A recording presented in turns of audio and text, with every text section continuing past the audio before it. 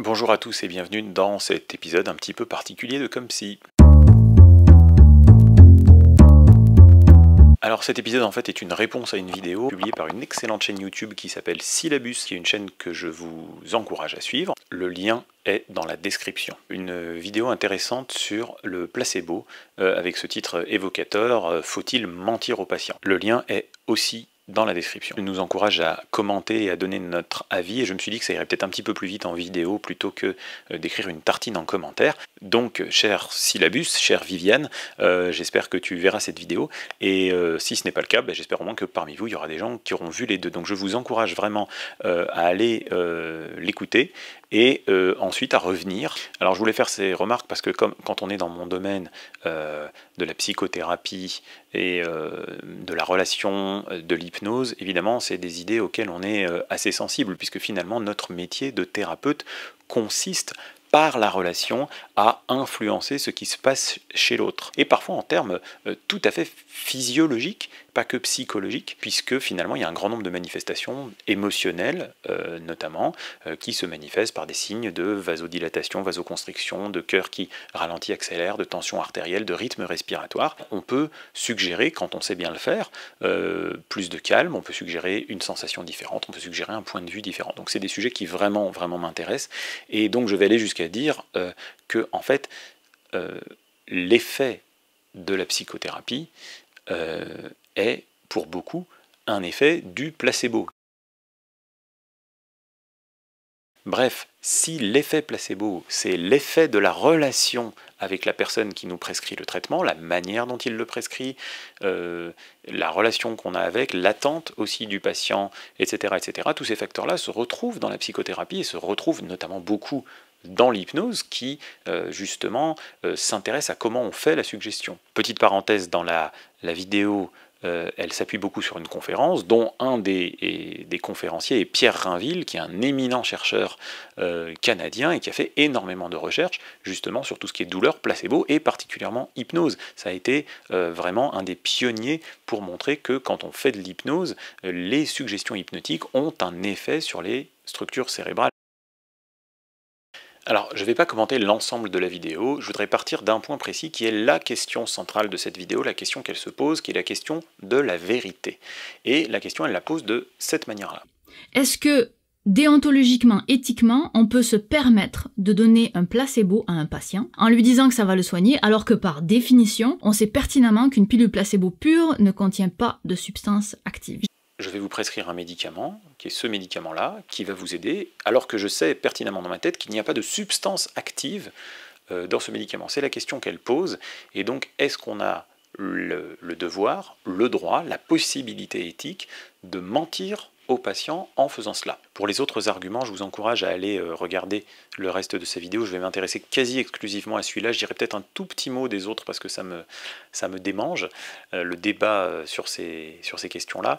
Alors ce qui est intéressant et qui a eu l'air d'être un apprentissage pour elle, quelque chose de nouveau, qui l'a même surpris, c'est que les médecins présents disaient qu'on pouvait mentir aux patients, que finalement on mentait déjà quand on mentait à nos enfants en leur disant ça va passer, c'est pas grave, non, on peut pas en mourir.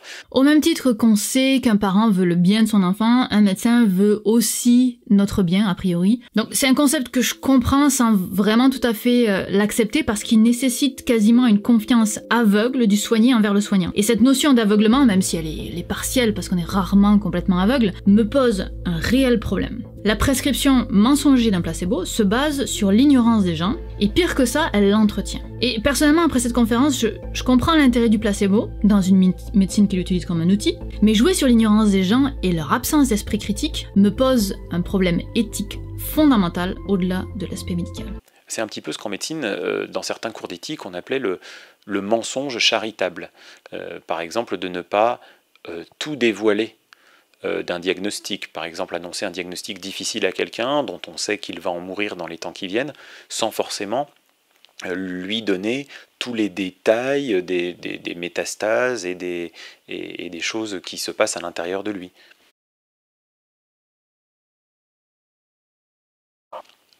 Parce qu'il faut bien voir que dans l'autre sens, il y a une vraie pression au niveau de la déontologie à donner une information aux patients, ce qui est normal. Pendant un temps, la médecine a eu le tort de ne pas informer assez les gens, de ne pas leur dire leur diagnostic, de ne pas révéler les secrets de la médecine ou l'action des médicaments ou les effets secondaires. On ne devait pas annoncer les choses aux gens.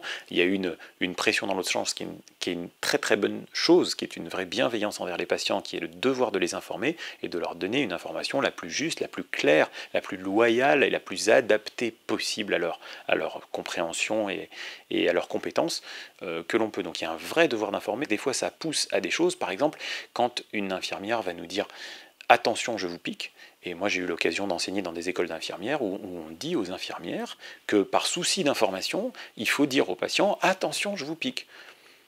Or, le patient sait déjà qu'on va le piquer, et si on l'informe au moment M où on le pique, ce qu'on va souvent obtenir, c'est un patient qui va se rigidifier, se contracter, se focaliser sur la douleur, et c'est assez largement démontré que quand on se focalise sur une douleur ou quand on anticipe une douleur, de la même manière qu'on peut anticiper quelque chose en termes de placebo, mais on peut anticiper une douleur et la douleur est plus forte. Et donc finalement, il est plus intéressant de détourner l'attention du patient quand on va faire une injection. Mais quand on détourne l'attention du patient, alors oui, effectivement, on a oublié de lui dire quelque chose. C'est une sorte de mensonge par omission. Et je crois que c'est un petit peu cette notion-là qui est questionnée. Et ici, l'enjeu, c'est la question de mentir en omettant de dire quelque chose. C'est-à-dire, je dis au patient qui va prendre ce comprimé, et j'oublie de lui dire qu'en fait, je sais qu'il n'y a pas de principe actif dans ce médicament. Ce que je voudrais défendre ici, c'est que ce n'est pas un mensonge. Ce que je voudrais défendre, au contraire, que dire cela, c'est une preuve même de rigueur scientifique et c'est une preuve d'humilité. C'est une preuve qu'on n'a pas encore toutes les connaissances, mais qu'on a une démarche parfaitement scientifique. Alors ça peut paraître un peu provocateur comme ça, mais je voudrais m'expliquer là-dessus. Pourquoi c'est pas un mensonge? C'est pas un mensonge parce que quand je sais que l'effet placebo est effectif, si je dis ce médicament va vous aider, je ne mens pas. Oui, le médicament va l'aider, et je sais qu'il va l'aider, parce que je sais que cet effet placebo peut fonctionner. Ou peut-être je ne vais pas dire il va vous aider, mais je vais dire ce médicament peut vous aider. Ce médicament représente peut-être une aide pour ce qui vous arrive.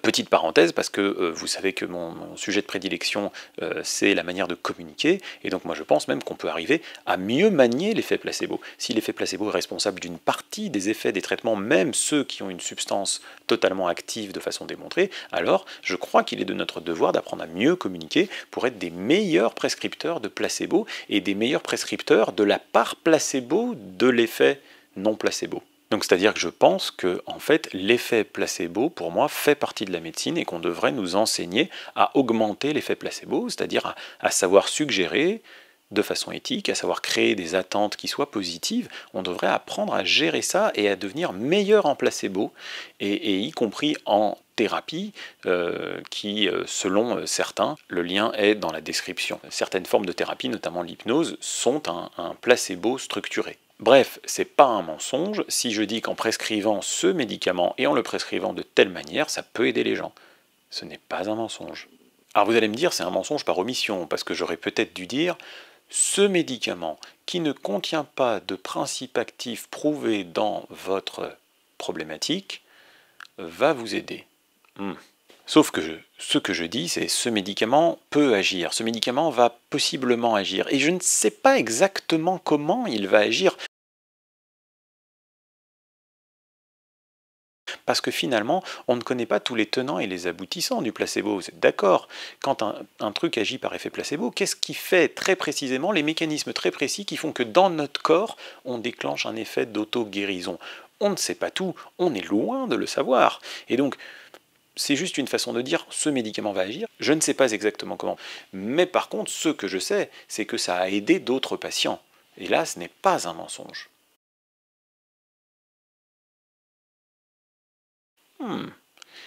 Allons un peu plus loin. On en arrive à une question éthique qui, personnellement, me chiffonne. Est-il déontologique pour un médecin de prescrire un placebo? Doit-on mentir au patient au sujet des pilules qu'on lui donne? Bon, là, maintenant, on est les deux pieds dans de l'opinion. Certes, je ne connais pas tous les tenants et les aboutissants du fonctionnement d'un effet placebo, d'un médicament placebo. Mais en même temps, désolé de vous décevoir, c'est presque tout le temps le cas.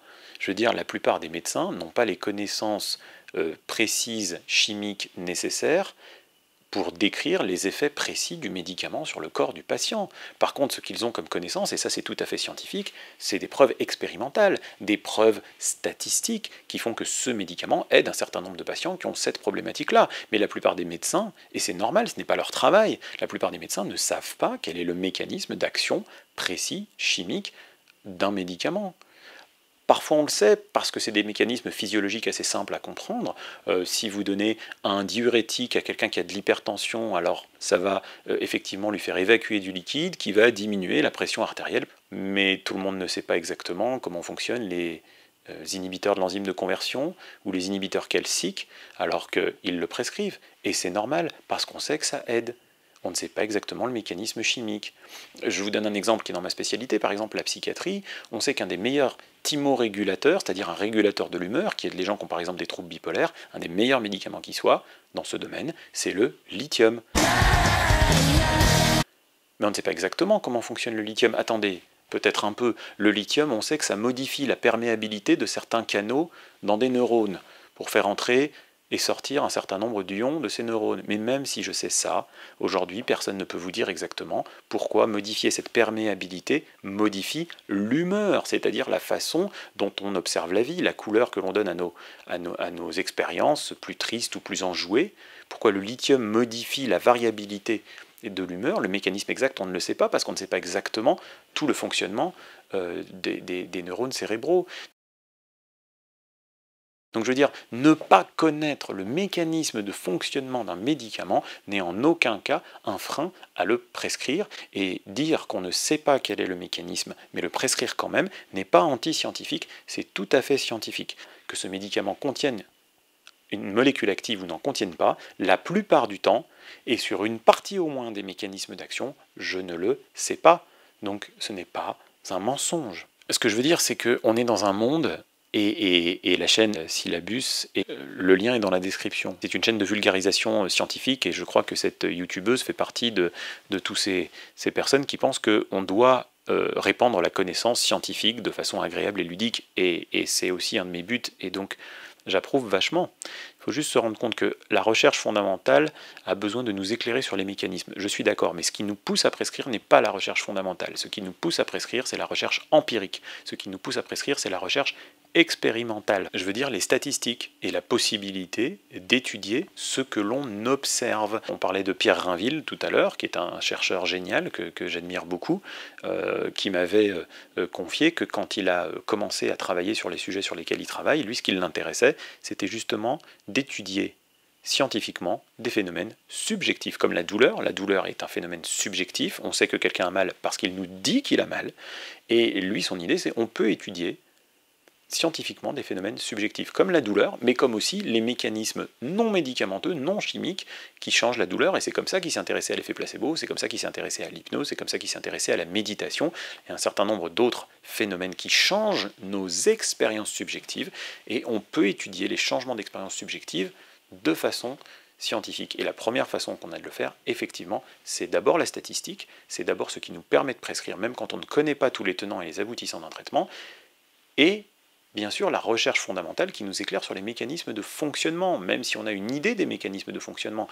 On voit bien qu'elle n'est pas toujours fausse, et je vous renvoie à ce qui s'est dit ces derniers temps sur notamment le cholestérol. J'ai mis une vidéo en lien dans la... Alors oui, c'est vrai, on ne sait pas tout, on n'a pas vraiment élucidé pourquoi la relation, la suggestion, l'attente, ce qui se passe dans une relation humaine finalement, pourquoi c'est tellement efficace, pourquoi ça modifie tellement nos croyances et le fonctionnement de notre corps, on ne sait pas tout, mais ce sont des faits. Les relations nous influencent, et l'influence n'est pas juste psychologique, la volonté consciente ne suffit pas, et il y a plein de choses, de mécanismes non conscients qui se déroulent en nous et qui se modifient quand on reçoit du placebo, et plus généralement quand on est dans une relation humaine, et dans le fait que le patient a des attentes et que le thérapeute aussi a des attentes, et a foi dans les compétences du patient et du corps du patient à répondre à un traitement. Je vous raconte une histoire qui est dans le bouquin de Patrick Lemoine sur le placebo, qui est un excellent livre. Il raconte l'histoire comme ça d'un médecin généraliste qui a un patient asthmatique, un patient particulièrement difficile à équilibrer. Et il n'arrive pas bien à équilibrer son asthme. Un jour, un laboratoire de médicaments lui écrit en disant « Nous avons un nouveau traitement, qui est un traitement pour les patients asthmatiques résistants, et on aimerait le tester sur des patients. Est-ce que vous avez dans votre patientèle des gens qui pourraient entrer dans cette étude? Il dit, ça tombe très bien, j'ai un patient, c'est très compliqué de l'équilibrer, et donc on lui envoie un échantillon. Et donc il prescrit à son patient, donc il donne l'échantillon à son patient en lui disant, voilà, c'est un nouveau médicament, on va le tester. Le patient va beaucoup mieux. Pour la première fois, son asthme est équilibré. Alors il dit au laboratoire, envoyez-moi un placebo pour qu'on voit. Alors le laboratoire envoie un placebo, donc étiqueté pareil, dans la même boîte, la même présentation, etc. Le patient le prend, l'asthme est redécompensé. Alors il dit, renvoyez-moi du coup le médicament actif. Donc on lui renvoie le médicament actif, emballé pareil, etc. Et il fait 3 allers-retours comme ça entre le médicament actif et le placebo, et il dit, vraiment ce médicament marche très bien. Et à ce moment-là, le laboratoire révèle que depuis le départ, ce n'était que du placebo. Alors comme j'ai dit au début, je ne vais pas répondre aux autres arguments, même si j'ai 2-3 choses à dire. Juste 1 ou 2 points assez rapides. Il y a cet autre moment-là, dans la vidéo, qui m'a paru assez intéressant. Une autre chose qui est assez spectaculaire, c'est que si on demandait à tout le monde ici ce soir, surtout que là vous allez être un peu biaisé parce que vous nous avez entendu, mais est-ce que vous pensez que le placebo peut vraiment avoir un effet? La plupart des gens, oui. Vous demandez au médecin, est-ce que vous pensez que si je donne un placebo, ça peut avoir un effet? La réponse est oui. Si vous dites maintenant à une de ces personnes-là, votre médecin vous a donné un placebo, ils vont dire, c'est vraiment dégueulasse. Mais oui, c'est exactement ça. Ça m'énerverait de me rendre compte que mon médecin m'a sciemment trompé. Eh bien en fait, encore une fois, non. Si je donne un placebo à un patient, que ça l'aide, eh bien non, je ne l'ai pas pris pour un idiot. Que je ne veux pas qu'on joue avec moi, donc je voudrais savoir que oui, c'est un placebo et qu'on m'explique que oui, ça fonctionne. Et c'est un peu de dire, je veux à la fois la magie et la vérité. Mais jouer sur l'ignorance des gens et leur absence d'esprit critique me pose un problème éthique fondamental. J'ai pas joué sur son ignorance et sur sa domination, ça dépend de la manière dont j'ai prescrit les choses et ça dépend de comment je reprends les choses avec lui. Je ne l'ai pas pris pour un idiot, j'ai fait confiance à ses capacités. Si par la relation, j'essaye de les aider à changer, à bouger et à évoluer. Non, je ne les prends pas pour des idiots, je les prends pour des gens qui ont des capacités insoupçonnées. Quand un médecin donne un placebo, quelque part, il fait confiance dans les capacités du corps du patient à générer de l'auto-guérison. Donc littéralement, quand un médecin donne un placebo à quelqu'un, il le prend pour quelqu'un qui a en lui la capacité de générer quelque chose qui va l'aider sur son symptôme. Si vous regardez d'ailleurs l'extrait de la vidéo où il y a cette pédiatre géniale qui parle de cet enfant qui avait mal au ventre. Je vous donne un exemple très, très banal. Je vois en clinique un petit enfant qui est de plus en plus triste parce qu'il a mal au ventre puis qu'il ne veut plus aller à l'école. Je lui donne un placebo, peu importe, il n'a plus mal au ventre. Maman très heureuse, mais il continue d'être intimidé à l'école. C'est l'intimidation qui faisait qu'il était déprimé et qu'il avait mal au ventre. Il a mal au ventre à chaque fois qu'il va à l'école.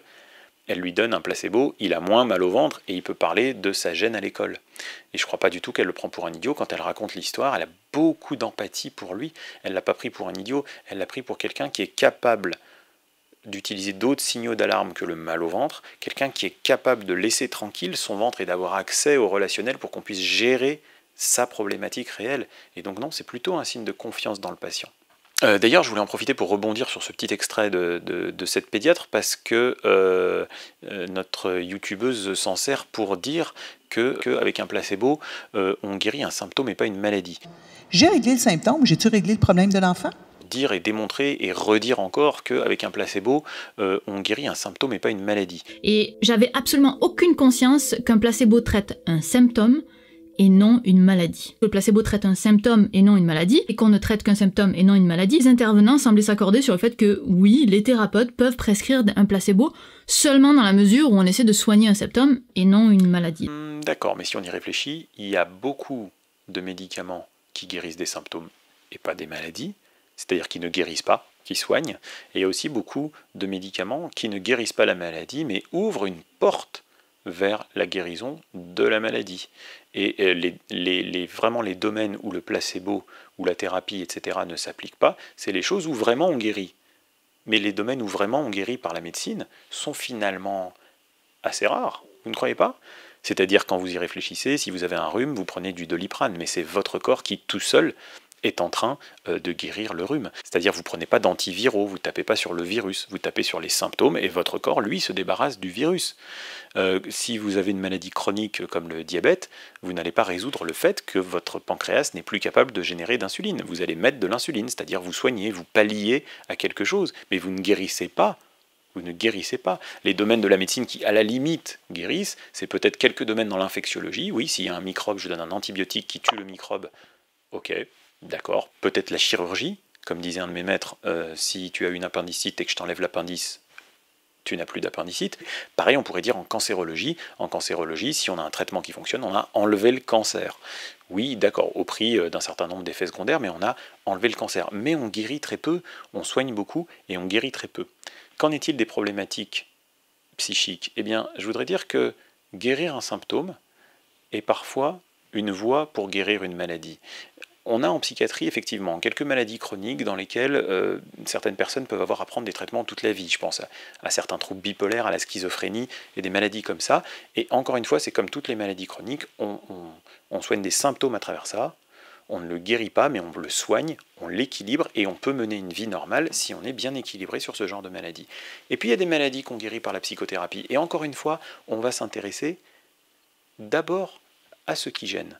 Et c'est pareil avec toutes les thérapies, je pense même aux thérapies cognitives et comportementales, qui vont mettre les personnes dans des tâches thérapeutiques. Et chaque tâche thérapeutique qui est faite est un socle sur lequel on s'appuie pour redonner de la confiance en soi aux gens, pour qu'ils changent quelque chose dans leur vie, pour qu'ils changent leur point de vue, pour qu'ils changent leurs sensations, et rentrer dans un cercle vertueux qui les emmène à terme vers la guérison. Mais comme pour le rhume, la guérison sera auto-générée par les capacités du patient. Notre but, en tant que médecin, en tant que thérapeute, c'est de souligner au patient qu'il a des capacités qu'il ne soupçonnait pas.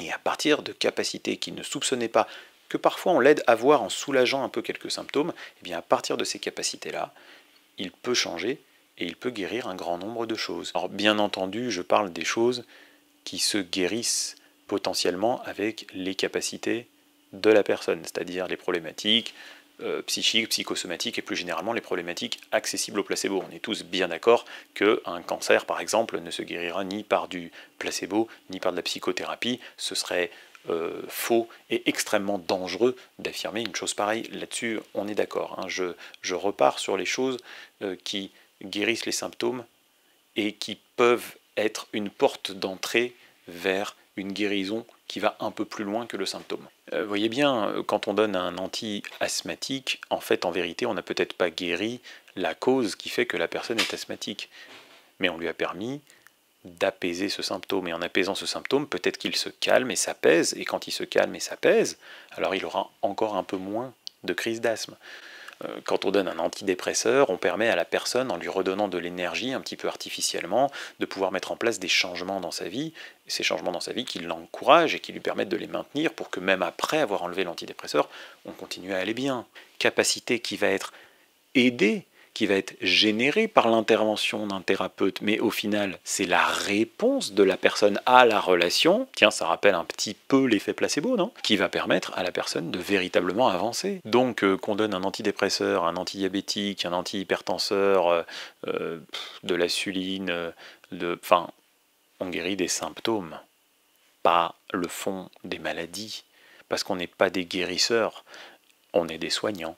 C'est un petit peu l'état d'esprit de toutes les thérapies que j'aime beaucoup, qui sont dites centrées sur les compétences ou centrées sur les solutions, et qui mettent l'accent sur les ressources des patients, y compris quand elles ont été dévoilées ou générées par une manœuvre thérapeutique, mais le but de la thérapie est de mettre en valeur les capacités du patient. Et je pense que dans le placebo, on pourrait réfléchir un petit peu de la même façon. Le placebo n'est pas une intervention médicale pure qui génère un effet, c'est une intervention médicale qui génère le dévoilement de ressources, de capacités, de compétences qui existent dans le corps du sujet, et ces compétences, entre guillemets, d'auto-guérison, ou d'auto-thérapie, ou d'auto-soin, si on ne veut pas utiliser le terme guérison, quand ce n'est pas une guérison absolue. Finalement, c'est en se disant qu'on a des capacités qu'on peut guérir vraiment. Donc, et j'y crois vraiment en tant que thérapeute, quand tu te mets dans certaines conditions relationnelles, quand tu te mets dans un certain état d'esprit, quand tu te mets dans une relation bienveillante, eh bien ton corps, ton esprit, ton cerveau, ton foie, ton cœur sont capables de beaucoup.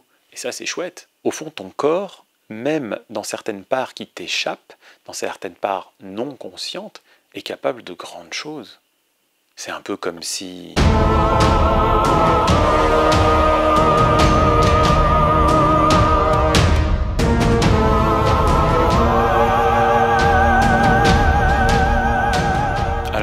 Scriptum, puisque Syllabus auquel je réponds l'a fait dans la fin de sa vidéo, je vais le faire également. C'est une déclaration de conflit d'intérêt. J'ai réfléchi si j'avais des conflits d'intérêt. Alors moi je ne suis pas payé du tout pour les vidéos, je ne les ai pas monétisées.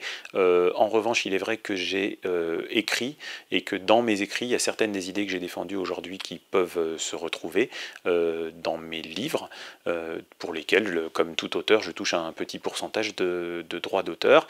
Également, je fais de l'enseignement pour les soignants en hypnose et en thérapie brève, et donc vu que je suis enseignant en hypnose et thérapie brève, qui sont des thérapies où on met en avant les techniques de communication qui améliorent la relation et donc l'effet placebo, donc effectivement j'ai peut-être un conflit d'intérêt, puisque j'ai un intérêt à ce que les gens trouvent ça intéressant peut-être et viennent se former à l'hypnose et aux thérapies brèves. Voilà, je tenais à faire cette précision pour être transparent sur d'éventuels conflits d'intérêts qui pourraient survenir en défendant ces opinions-là. Voilà, j'espère que vous avez apprécié cette vidéo, j'espère que l'autrice de la vidéo susmentionnée aura l'occasion de la voir, et peut-être qu'un débat intéressant, une discussion intéressante pourra naître. Je vous encourage à vous abonner à sa chaîne, je vous encourage bien sûr à vous abonner à la mienne, à mettre des pouces en l'air si vous avez apprécié, des pouces en bas si vous n'avez pas apprécié, et à partager un maximum sur les réseaux sociaux, bien sûr. Voilà, c'est ça qui fait vivre les chaînes YouTube et qui les fait exister.